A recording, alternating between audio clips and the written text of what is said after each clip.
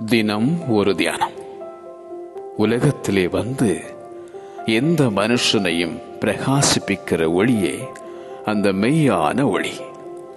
யோவான் எழுதின சுவிசேஷம் அதிகாரம் 1 வசனம் 9.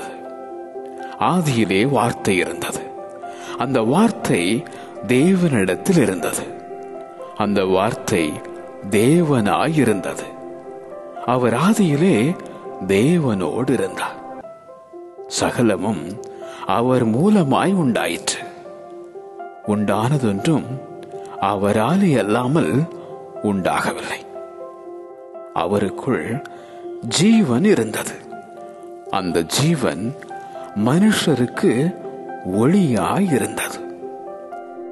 அவருடைய நாமத்தின் மேல் விசுவாசம் உள்ளவர்களாய் அவரை ஏற்றுக்கொண்டவர்கள் எத்தனை பேர்களோ அத்தனை பேர்களும் தேவனுடைய பிள்ளைகளாகும்படி அவர்களுக்கு அதிகாரம் கொடுத்தார்.